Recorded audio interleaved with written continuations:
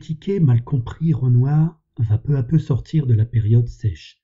Sans revenir à un coup de pinceau purement impressionniste, il va réfléchir le trait, abandonner la rigueur, tout en conservant le modelé de ses sujets.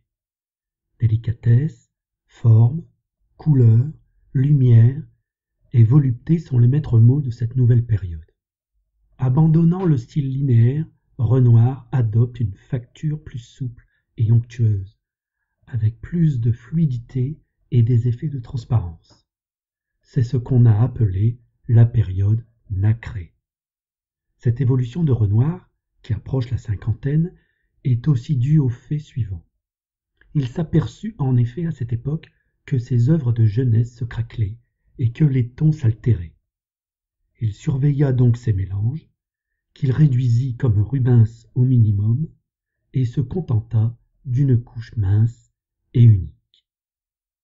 Les jeunes filles au piano, 1892, première toile de l'artiste achetée par l'État, est une œuvre célèbre de cette période. De 1880 à 1900, Renoir change de nouveau son style. Ce n'est plus du pur impressionnisme, ni du style de la période ingresque, mais un mélange des deux. Il conserve les sujets ingresques, mais reprend la fluidité des traits. En 1894, Renoir est de nouveau papa d'un petit Jean et reprend ses œuvres de maternité. La bonne de ses enfants, Gabrielle Renard, deviendra un de ses grands modèles. Après 1897 et jusqu'à la fin de sa vie, Renoir en vint à une manière impulsive, directe, sans retouche, à laquelle vont se rattacher d'innombrables figures de femmes, Baigneux s'essuyant la jambe, par exemple 1905, peintes souvent en une seule séance dans des coloris à dominante ocre et rouge. Auguste Renoir a subi, à la fin de sa vie, une douloureuse arthrite sévère qui a duré 25 ans. Chevalet avec poulie et pinceau attachés à ses mains déformées ont été parmi les systèmes qu'a utilisé Renoir pour pouvoir continuer sa peinture. Mais cela ne l'empêcha pas de continuer, et à cette période, il avait déjà peint 400 tableaux.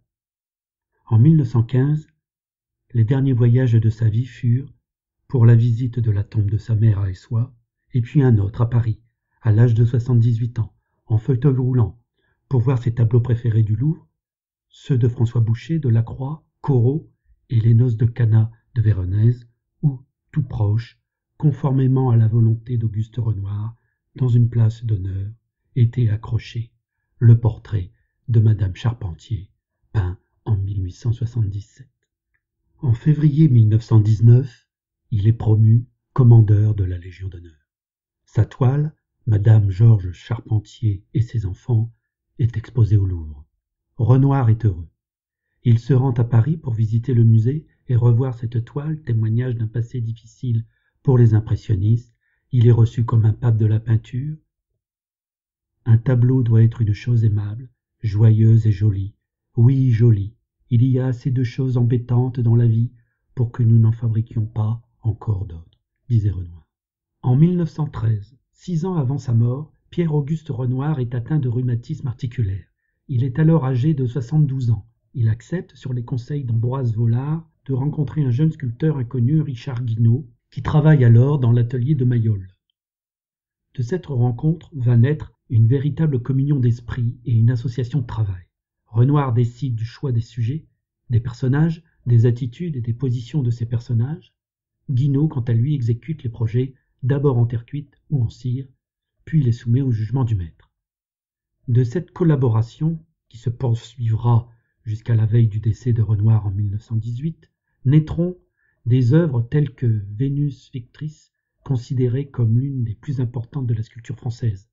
La petite laveuse s'inscrit dans ce travail complémentaire entre le génial vieux peintre et le grand talent qu'avait déjà le jeune Richard Guinaud.